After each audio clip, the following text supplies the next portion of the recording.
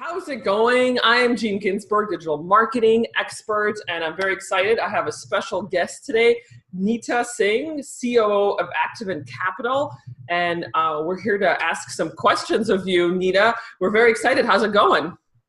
Things are going well, thanks. Thanks for having me on the show. Appreciate it. Yes, yeah, absolutely. Always looking to hear advice from VC founders and investors. Always looking to help entrepreneurs and startups. So yeah, let's get started.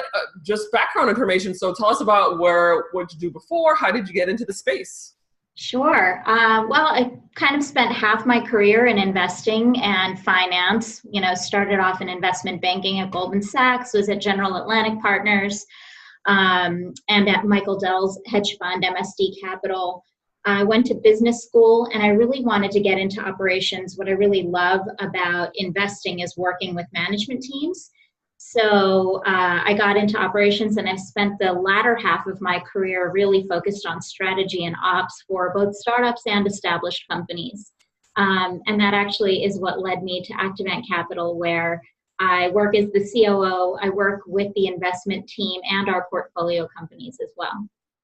Great. And so what kind of companies does Activant typically invest in? Are they early stage, late stage, any sort of industries?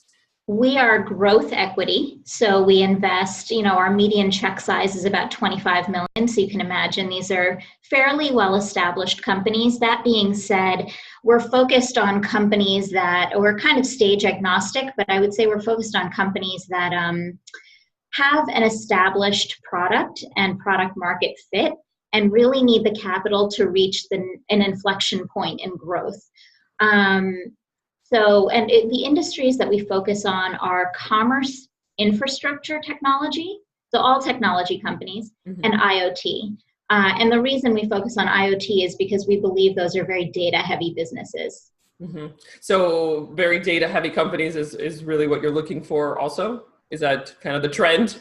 Yes, exactly. And what do you mean by commerce, infrastructure? What kind of companies would those be? A great example is NewStore, which is a company that provides a mobile order management system for retailers. So it really provides the infrastructure that commerce sits on top of and is able to use to execute their business.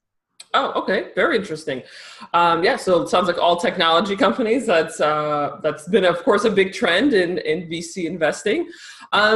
Great. So one of the things that I've been reading about lately has been just startups and VCs and the failure rate of startups. And it's a staggering statistic that about 75 to 80% of startups fail.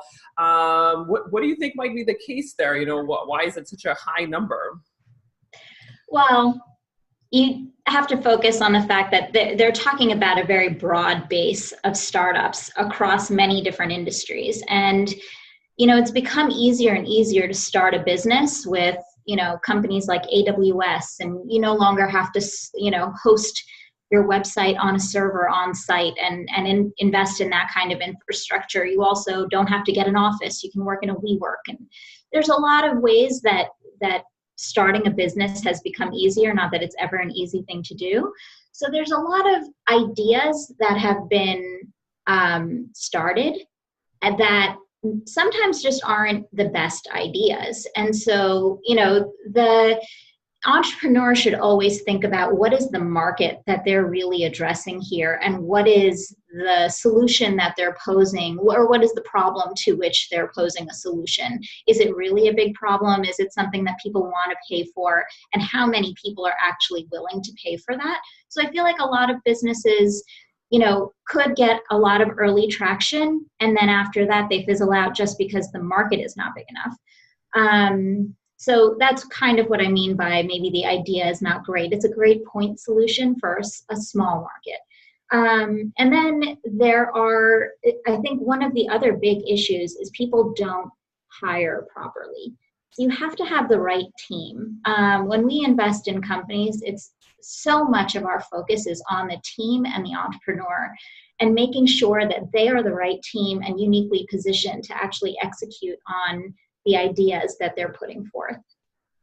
So I Okay. think that's really important. Interesting. So you're saying that it's primarily that the company early stage hasn't really done their research per se, maybe on their target market, and that's what seems to be the issue. Is it gets the funding initially, but then the target market isn't there, and so that there is no revenue coming into the company. Right. So, interesting. Yeah, no, that's a very good point. So switching a little bit, slightly the gears here to Activant Capital, and it sounds like most of the investing that you do, you said 25 million. So these are more mature companies. So how are you supporting them, or how is your team supporting the founders, the companies? Are you looking primarily to help them hire, executives, or are you looking to? Are there other ways that you're supporting them besides, of course, the regular investing support that you're providing to them? Right. We really like to say that we're never just a check, and we never want to be just a check. We're actually incredibly involved. It's a big part of our DNA. A lot of our team have operating experience like myself and a couple of our partners. So that's actually really important to us, to have the ability to really help out. And we won't invest in a company where we feel like we can't add any value outside of the actual dollars. Mm-hmm. So we focus on several areas for a company, anything operational that they need help with, not, HR or anything like that. Early stage companies or early stage VCs are really good about creating an infrastructure where they can help startups with things like HR and legal and accounting and kind of the nitty-gritty things that you need to operate a business but don't necessarily have access to at that early stage. We help more on strategy, product, making sure that there is a strong product roadmap, recruiting, and we also help by making introductions. Because we're very thesis driven and sector focused, we have a very deep network of people that are customers of these types of software, and so we try to drive revenue as well. Interesting. And what about growth? What kind of support do you offer for growth? Well, all of that actually falls into that, right? So driving revenue drives growth.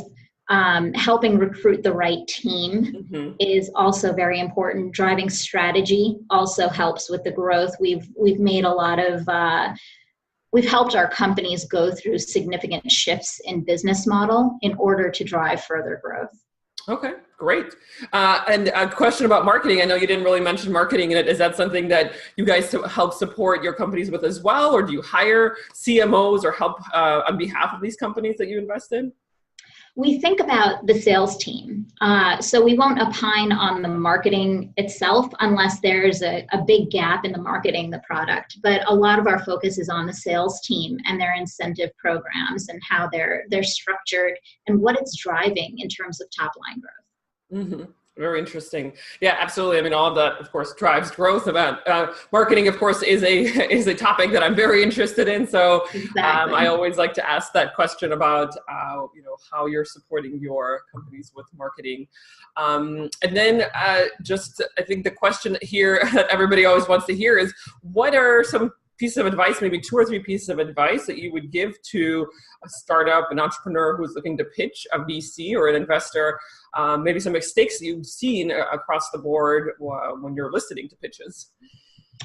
I think it's always good to start from a place thinking that the investor knows nothing about the industry that you're invested in. We're very deeply focused on certain industries, but I think it makes sense to make the message as simple as possible to say, look, this is the industry we operate in. This is the biggest problem that this industry is facing. This is how we fix it and the value that we add. And that being able to articulate that quickly and clearly will really get a VC or an investor, any kind of investor, to understand exactly what you're trying to do. So making sure that your value proposition is very clear. To anyone, even somebody who is very new to the industry that you operate in. I think that's really important because sometimes entrepreneurs are so deeply ingrained in the business that it's hard for them to lift up their head and say, you know what, maybe somebody doesn't know about commerce or retail or whatever it is that their business operates in. So I think that's really important. I think the other important thing is making sure that the entrepreneur has done their research and understands who they're talking to and what that investor likes or likes to invest in or is interested in, because then you can tailor the conversation to that and really pique their interest, which I think is very important. So they're all very sound pieces of advice. Yeah, absolutely. Yeah, I think one of the things that's been a trend in all of the interviews I've done with VC founders and investors is, of course, do your research. That is one of the things that keeps popping up all the time is, entrepreneurs, startups coming in, but not maybe knowing the VC fund very well or not knowing what they're investing in. So yeah, that's very interesting. That's a trend that I've been seeing across VCs saying that. So, well, thank you very much. That is a very good advice, and I hope that our audiences take this back into their business and do some research before pitching. Absolutely. Our last question is, how can our audiences get in touch with you, whether it's through social media or through your website? What's the best way? Our website is about to be relaunched, actually, but it's activantcapital.com, and there you can contact me through there, or I'm on LinkedIn as well, Neeta Singh. Excellent. Well, thank you so much, Neeta Singh from Activant Capital. Very glad that you decided to join us today and share some pieces of advice. Always good to hear that, and we look forward to having you back here sometime soon. Great. Thank you so much for having me. Thank you. Take care.